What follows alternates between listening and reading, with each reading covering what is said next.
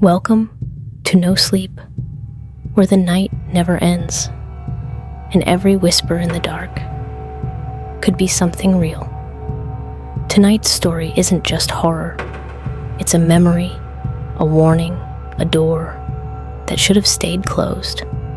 So turn off the lights, put on your headphones, and whatever you do, don't fall asleep.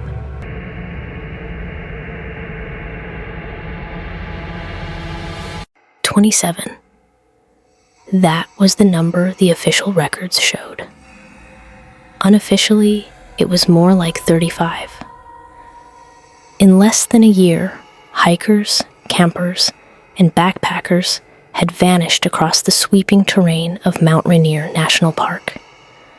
They left behind tents with zippers undone, food still warm over fire pits, and gear that no experienced hiker would ever abandon. Rangers were uneasy. Locals whispered. Families demanded answers. But all they got in return was silence wrapped in apologies. And I was told to shut up. My name's Alex Warren. I've worked as a wilderness ranger in the park for nearly a decade. It was a dream job once. The scent of pine after rain, quiet valleys untouched by footprints, mountain views so stunning they could make you weep. I knew every trail by heart, every shadow cast by the ridges. But in early 2022, something shifted. Something inside the forest changed. It began subtly. The first few disappearances were brushed off as accidents. People get lost. They slip. They get injured. Nature is unforgiving.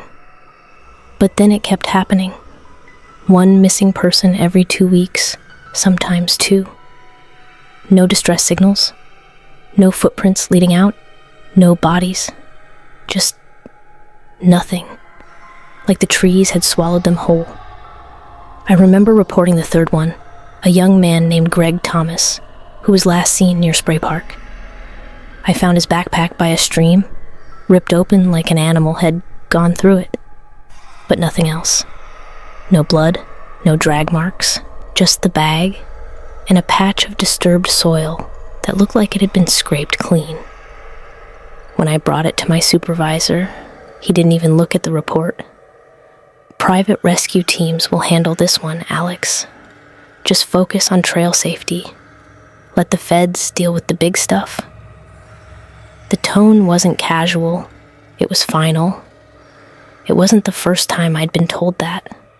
It wouldn't be the last. By midsummer, rangers were barely allowed near active search zones. We'd get strange emails ordering us to steer clear of certain coordinates. Maps would be redacted. Campgrounds were closed for maintenance, with no visible work being done. If we asked questions, we were pulled from field duty for a few days. When we came back, we learned not to ask again. Still, we all talked, quietly, in cabins, at campfires, with phones left outside. Theories emerged. Serial killer, secret military testing, something environmental and hushed up by higher-ups. But nothing made sense. Not with how clean the scenes were. Not with how none of the dogs picked up trails. Not with how wrong the woods felt. I wasn't just imagining it. There were places I'd hiked through for years that suddenly made the hairs on my arms stand up. It wasn't fear exactly. It was a deep bone sense that I was being watched, and not just watched, studied. That if I lingered too long in certain clearings, something might decide I'd lingered enough. One night, I stayed late near the Longmire cabin to organize some gear. Around 2 a.m., I stepped outside for air and saw headlights moving slowly down the closed service road. A black SUV with no markings, no plates. It stopped by the tree line. 2 figures got out, tall, dressed in what looked like dark tactical gear. They opened the back and unloaded something. Not equipment, not supplies. It was long, heavy, covered in a white sheet. They disappeared into the trees without flashlights. No sound, no talking. 10 minutes later, they returned empty-handed.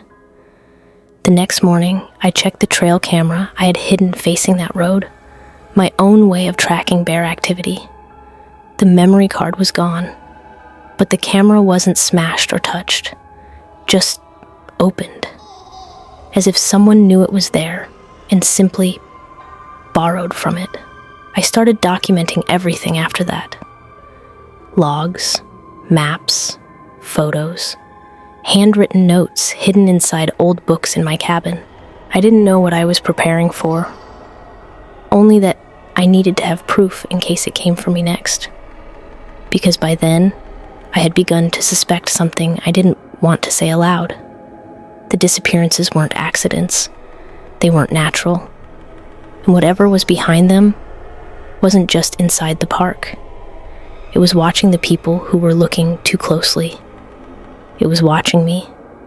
The trail to Ipsut Pass was quiet that morning.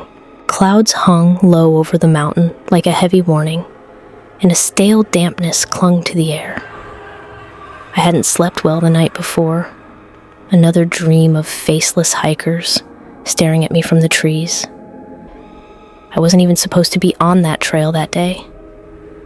My original assignment was to check on storm damage near the Mowich River, but something nudged me east instead. Maybe instinct, maybe something else. The deeper I hiked, the more aware I became of my surroundings. The forest was quieter than usual. No rustling leaves, no birdsong, not even the distant hum of insects. I paused every few hundred feet, pretending to scan the trail conditions, but in truth, I was listening. That's when I saw it. 50 feet off the trail, buried beneath a layer of damp needles and moss, something flickered, faint, steady, and unnatural. At first, I thought it was a trick of the light. Then I thought, hiker gear, maybe a flashlight left behind. But it wasn't fading, it wasn't moving. Just a dim, white glow pulsing from beneath the forest floor. Caution said to leave it alone. Curiosity won. I stepped off the path and moved toward it, crouching low. My fingers scraped at the soil, revealing a thin metal edge.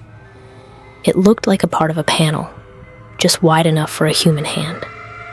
I pried it open with my knife and saw a square metal hatch, maybe a foot on each side, hinged and camouflaged to match the forest floor. The light was coming from underneath it. It was already unlocked. I opened it fully and recoiled from the sudden breath of cold air rising from the dark. Beneath the hatch was a small chamber, just deep enough to crawl into. A camping torch lay in the corner, its beam trained upward. But what struck me first wasn't the light. It was the photos, hundreds of them. Polaroids, yellowed and curling at the edges, covered the walls of the cramped space. Each one showed hikers, some smiling for selfies, some mid-stride, some completely unaware. All were taken low to the ground from odd angles, almost like something crawling had taken them. I leaned in closer. Many of the people I didn't recognize, tourists probably, but then came the ones I did, the missing. Tessa Griggs disappeared in March. Marcus Bell, last seen in June. Jenny Cho, gone during a group hike in July. And then me. It was me, walking the Ipsut Trail, alone. The timestamp on the corner said 00813. That was less than 40 minutes ago. I froze. The photo wasn't old. It was fresh, still developing at the corners. And I hadn't seen a single person on the trail that morning. Then came the sound. A single snap. A twig breaking, maybe 20 or 30 feet away. Deliberate, heavy, measured. Not a squirrel, not wind. I slammed the hatch shut, covered it as best I could, and bolted down the trail. heart punching through my ribs. I didn't look back. I didn't slow down. The trees felt closer, the air heavier, as if something was reaching for my ankles just out of sight. By the time I made it to the ranger station near Ipsut campground, I was soaked in sweat and barely breathing. I locked the door, barricaded it, sat in the corner with my knife drawn, and didn't sleep a single second that night. The next morning, I convinced another ranger, Nolan, to hike back with me. I told him it was a wildlife hazard, maybe an illegal trap. He didn't buy it, but he humored me. We spent over an hour combing the area. There was no hatch, no glow, no burrow, not a single photo, nothing. It was like the forest had healed overnight, or something had covered its tracks. "You sure it was here?" Nolan asked. He looked at me the way people look at unstable hikers who claim to see ghosts or Bigfoot. I didn't answer. What could I say? I requested time off that afternoon. I told my supervisor my mother was sick and I needed a week away. He didn't believe me.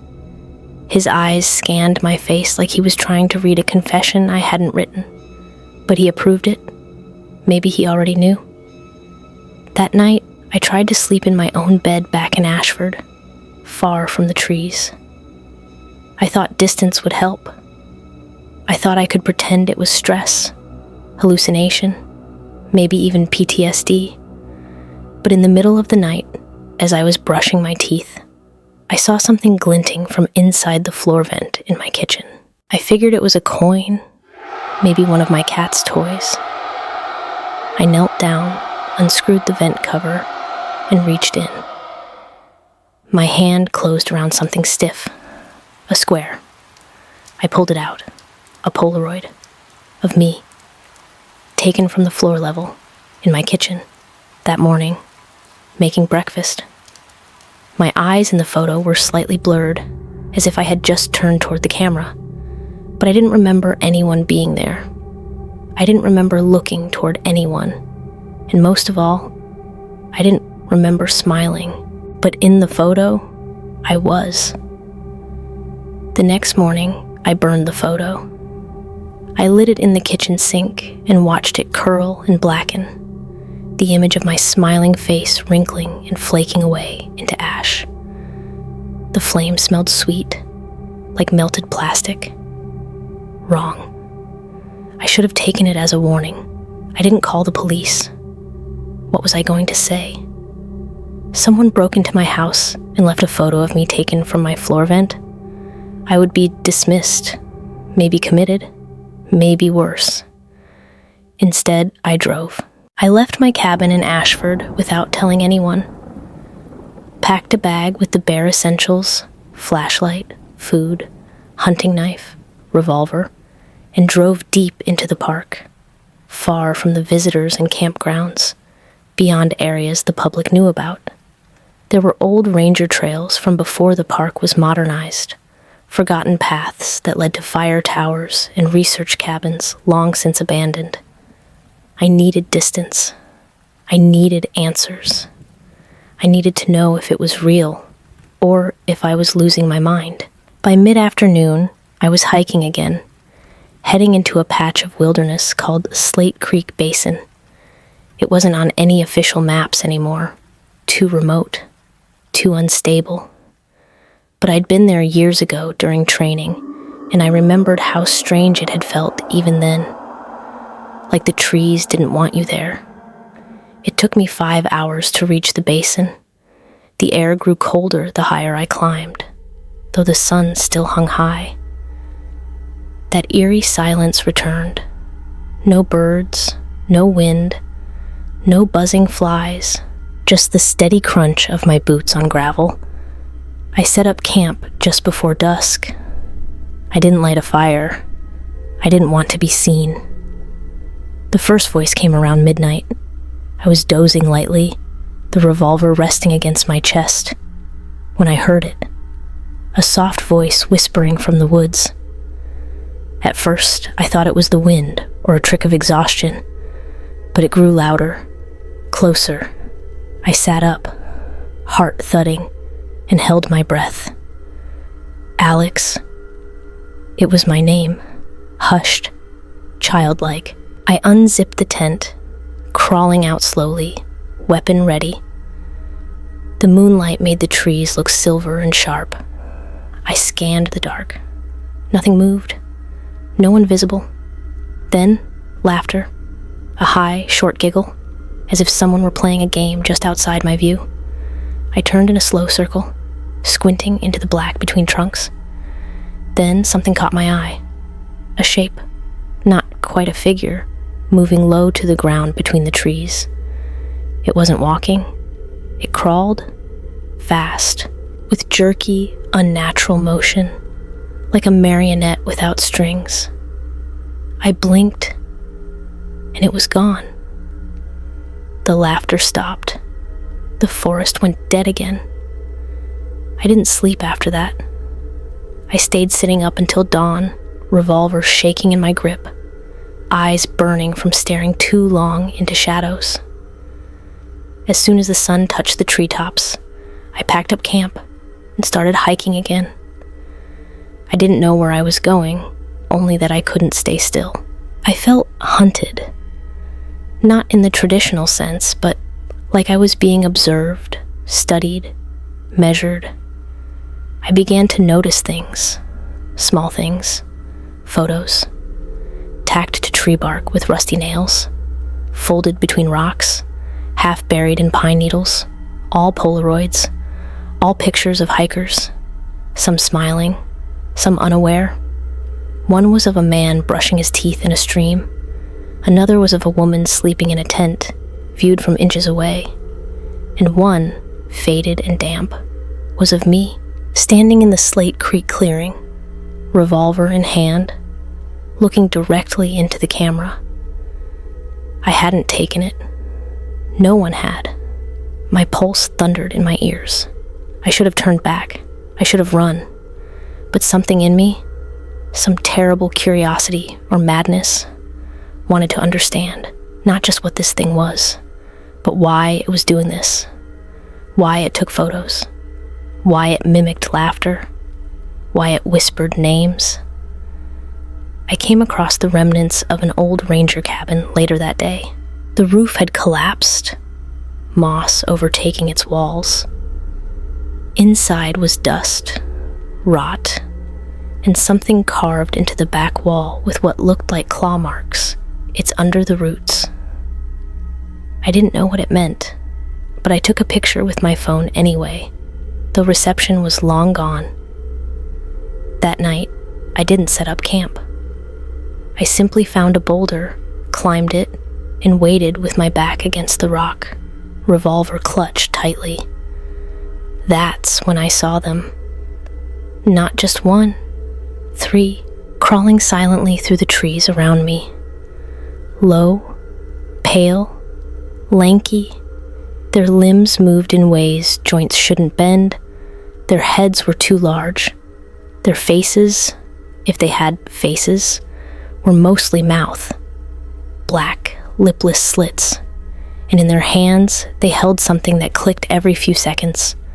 Cameras, polaroids, they circled, they didn't attack, they didn't speak, but I heard something like whispering coming from behind their movements. Not words exactly, something deeper, like thought leaking into the air, a pulsing presence that wanted me to hear it. You see us now? You've been seen? Let us see you more. Then, one of them held up a photo of me, sitting on the rock, right now. I blinked. They were gone, vanished into the woods without a trace, as if they'd melted back into the bark itself.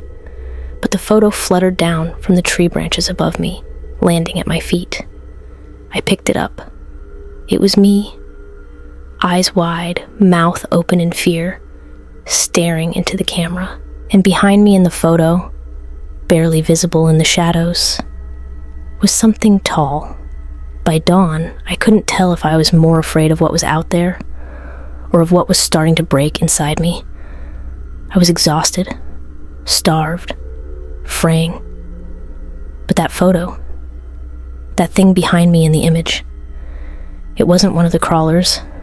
It was taller, standing upright. Its limbs were too long, arms dangling to the ground. No face, just folds of something like wet bark. It didn't look humanoid. It looked worn, like it had once been something else and forgot how to hold its shape. And it had been standing right behind me. I checked the spot. Nothing there now, no prints, no scent. The forest was still and cold, like it had watched me panic and found it amusing. I decided to follow the message I'd seen carved in the cabin wall. It's under the roots.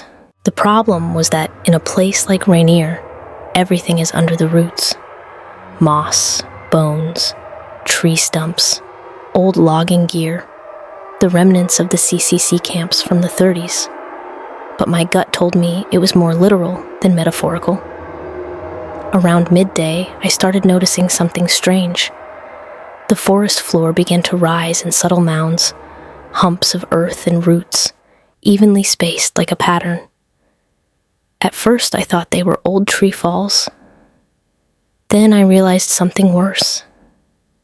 They were too regular, each one the size of a small grave. Each one covered in roots. Each one slightly disturbed, like something had crawled out. I stopped counting after 12. Whatever was under the roots, it had already come out. Or worse, it was still waiting. Then I found the pit, a sinkhole, half hidden by brambles, maybe 10 feet across. It smelled like rotting wood and stagnant water, but underneath that was something sharper, metallic, like old blood. I dropped a flare in. It landed softly, revealing a tunnel. Roots dangled like veins from the walls, and something reflected light down there. Something shiny. I shouldn't have gone in, but I did. I tied a rope to the nearest tree and descended into the dark. The air inside the tunnel was ice cold. Every sound echoed. My breath, my boots, the occasional drip of moisture. But worst of all were the clicks. Every now and then, the soft snap and whir of a polaroid shutter echoed through the tunnel, like something was taking pictures in the dark. I pressed forward, flashlight cutting through the black. Eventually, the tunnel widened into a larger chamber, and what I saw stopped me dead. They weren't just tunnels. They were rooms, dozens of them, hollowed into the earth, lined with decaying wooden slats and crumbling plastic, cots, food wrappers, even clothing. Old ranger uniforms, park maps from years ago, some from decades past, and in each room, photos, hundreds, thousands, taped to the walls, hanging from string, pinned to dirt. Photos of people eating, walking, sleeping, breathing. All of them taken from low angles, all of them in or near the park. This place had been here long before 2022. I was shaking now, cold sweat. My legs wanted to run, but my brain kept moving me forward, drawn to a single room at the end of the corridor. The photos in this room were newer, too new. I saw my face again, but not just once, many times.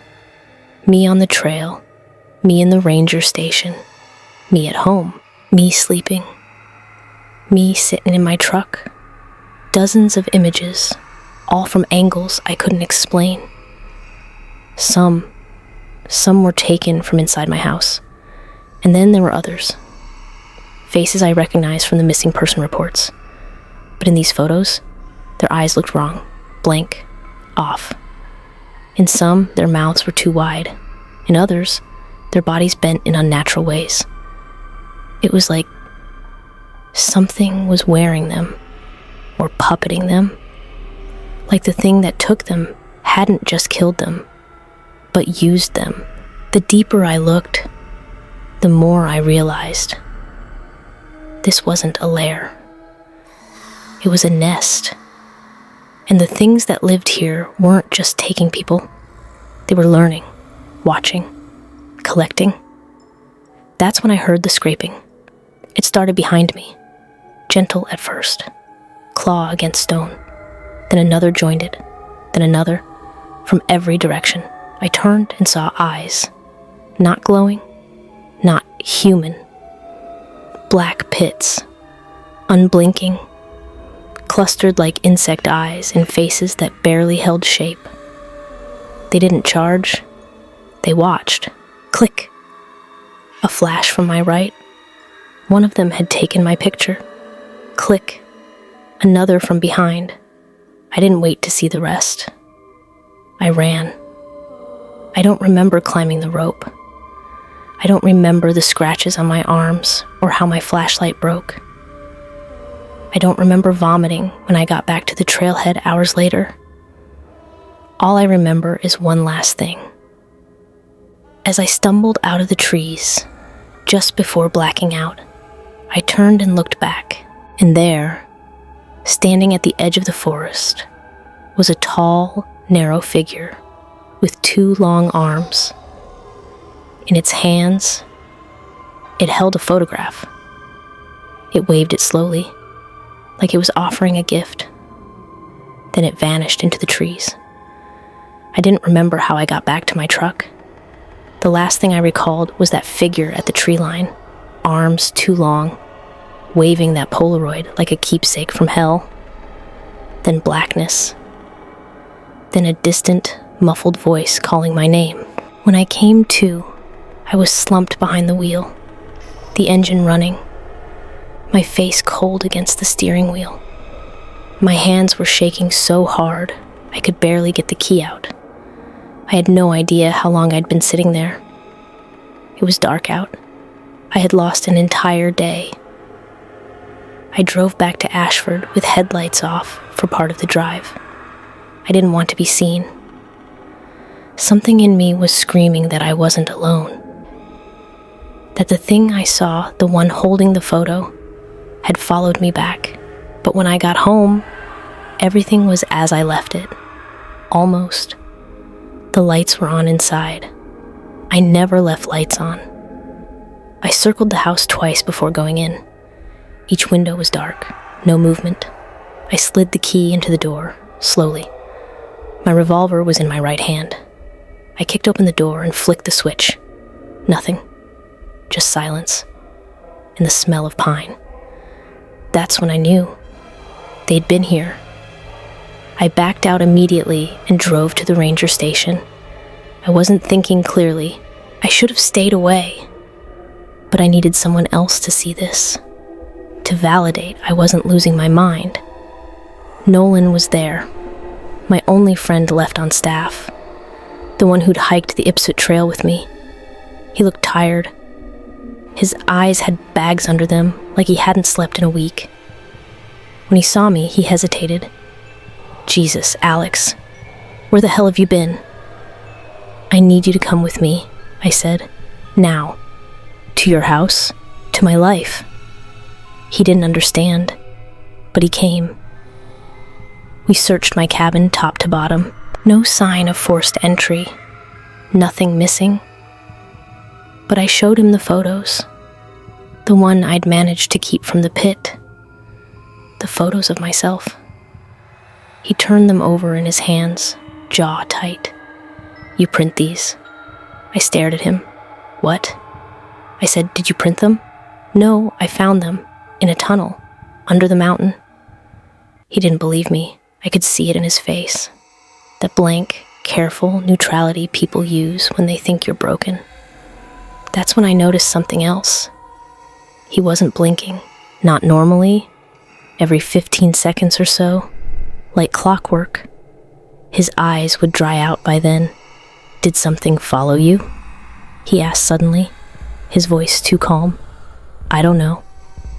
Because it's important. If you let it back here, that could be very bad for all of us. Us. The word hit me wrong. I stepped back. Nolan, when did you last sleep? He tilted his head. Just a little too far. I don't. Not anymore. I ran. I didn't think. I just bolted for the truck and didn't stop until I was halfway to Enumclaw. It wasn't Nolan. Not anymore. Or maybe it was. Maybe he was still in there, watching, screaming through his own eyes while something else wore him like a coat. That's what they were doing, disguising themselves. They didn't just watch. They learned. They imitated. Perfectly. But they couldn't get everything right. That was their flaw. Their tell. Blinking too slowly. Standing too still. Moving like a person. But just slightly out of sync with time itself. That night, I didn't go home. I slept in my truck on the side of a rural road. My phone rang twice. Unknown number. No voicemail. Then a text. You saw too much. We're fixing it. I threw the phone out the window. The next day, I drove to the emergency ranger outpost in Eatonville, an old building used for training in storms. No one was there but a part-time clerk named Cindy. She didn't recognize me. That was good. I borrowed a key under the pretense of checking weather monitors and locked myself in the back room with the last working satellite internet connection I knew of. And I started uploading everything. Scans of the photos, my journal, the audio recordings I'd made on my phone while hiding in the trees, the GPS coordinates of the tunnel entrance. Everything I could think of, I posted anonymously. It was risky, but it was better than being the only one left who knew. Then, I heard it, outside the outpost window. The sound of gravel under bare feet, soft, wet, dragging. I peeked out. A figure was walking up the trail toward the building, naked, pale, tall, and in its hands, dangling limply, was a ranger uniform. My uniform. I grabbed my revolver, but then the figure stopped, tilted its head, and slowly, perfectly, copied the motion of tipping a hat. Then it held up a photo. Me, inside the outpost, at the computer, taken seconds ago. That was when I realized there was more than one. And some of them weren't crawling anymore. They were walking. I didn't go back to the ranger station. I didn't go back anywhere. After I saw it, me, walking toward the outpost with a photo of myself already in its hands, I slipped out the back window and into the trees. I ran until my legs buckled, until the wind screamed in my lungs, until my skin tore on brambles, and the dark swallowed the trail behind me. I was done pretending this was something I could stop. This was bigger than me, bigger than the mountain, and I wasn't sure how long it had been going on, or if it had ever really started at all. Maybe it had always been there, watching, waiting, replacing. That night, I slept in a drainage culvert under an abandoned service road. My revolver stayed in my lap. The barrel tasted like metal every time I inhaled. I didn't know if I'd live through the night, but I knew one thing. I couldn't trust anyone anymore. Not a single soul. The next morning, I needed food, water, gas. I hadn't eaten in nearly 2 days. My truck was nearly out of fuel. I risked a trip into town. Elbe, small logging town. One gas station, one cafe, and the kind of gossip web that spread faster than wildfire. I pulled my hood low and wore sunglasses. Parked behind the diner. I watched people go by. That's when I noticed it. The postmaster, Eddie, a guy I'd known for years. Funny, easygoing, always smelled like chewing tobacco and motor oil. He was walking toward the diner, but something was off. His gait, too smooth. Not limp or staggered, just overly practiced, like someone imitating a person walking, frame by frame. And his face, expressionless, Not bored, not tired, just off. Blank. Then I watched him blink. Exactly once. Every 15 seconds. That same rhythm. Like Nolan. I ducked behind a parked SUV. My stomach twisted. It was happening outside the park now. I left town immediately. I drove past places I used to know. Ranger cabins, lookouts, trailheads. Every now and then, I'd see someone walking nearby. Sometimes in uniform, sometimes not. But always with the same tells. Too smooth, too silent, too observant. At a red light, a teenage girl crossed in front of my truck. She smiled as she passed, but the smile didn't touch her eyes. And in her hand, hanging at her side, was a Polaroid camera. They weren't hiding anymore. They were testing, blending, replacing, quietly, carefully. I tried calling the Department of the Interior. Every number I dialed led to a recording or a deadline. Even my direct supervisor's phone went straight to voicemail. I left a single message. This isn't about missing hikers. It's bigger. They're in the town. They're in us. You need to send someone who can burn this to the ground. I never got a reply. That night, I broke into the old fire tower near Echo Ridge. It had been decommissioned for years, but I still had the key hidden in my glove box. I climbed the creaking ladder and locked the hatch behind me, sat in the dark, watched the tree line. That's when I started seeing lights, faint glows beneath the canopy, like torches under the soil. Dozens of them. They flickered, moved, died, returned. Something was active beneath the ground, something coordinated, like a colony, like a hive. And I wasn't the only one who saw them. At midnight, a tapping came at the tower's hatch door. 3 soft knocks, then silence. I didn't respond. Another knock, then a voice, low, calm. Alex, it's Nolan. Let me up. It wasn't Nolan. That voice, it was flat, toneless, like someone reading his voice off a sheet of paper, like it had studied him and was still trying to get the cadence right. I didn't move, didn't breathe. Then the voice changed, became my own. Come on, Alex, let me in. I'm scared. It's out there. Please. Something scraped along the outside of the tower. Slow, deliberate. Then another voice, a woman's this time, one I hadn't heard in years. Alex, it's Mom. My mother had been dead since 2019. That was when I screamed, loud, wordless. I emptied the revolver into the floor, into the darkness below.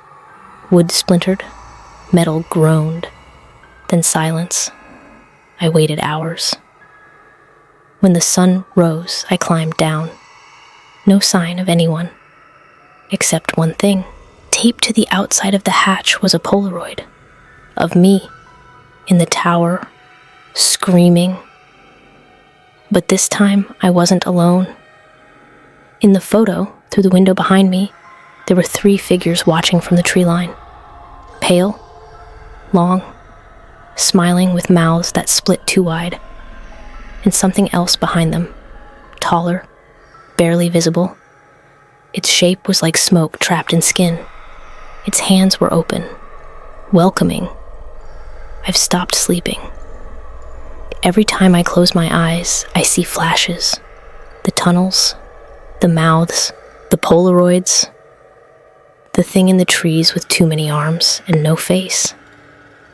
Sometimes I dream that I'm still in the tower.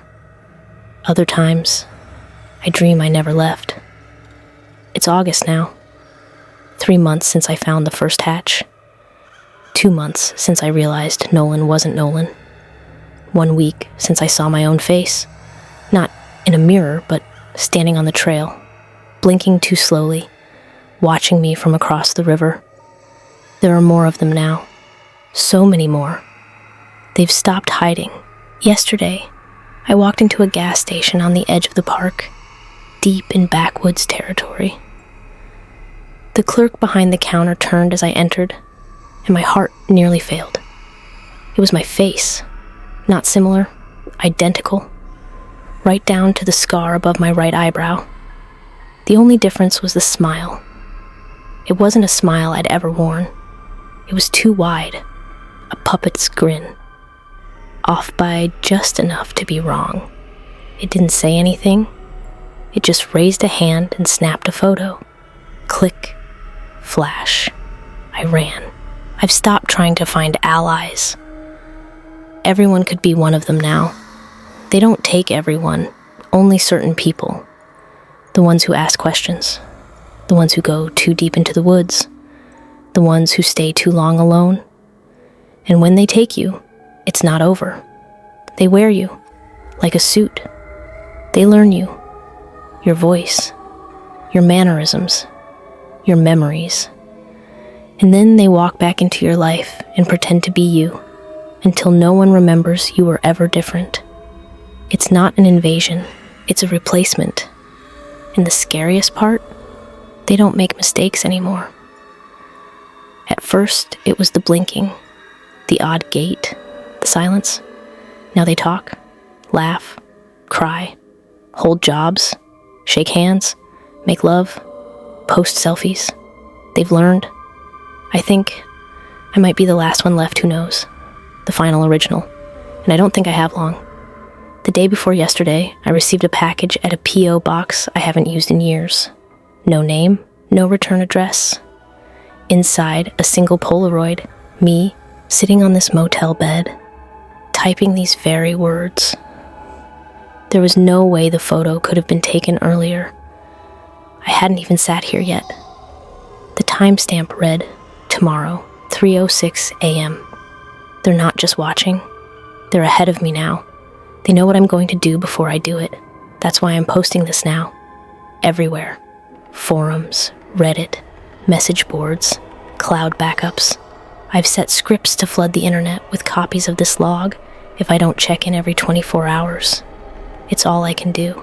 I don't know if anyone will believe me. I don't care anymore. Just promise me one thing.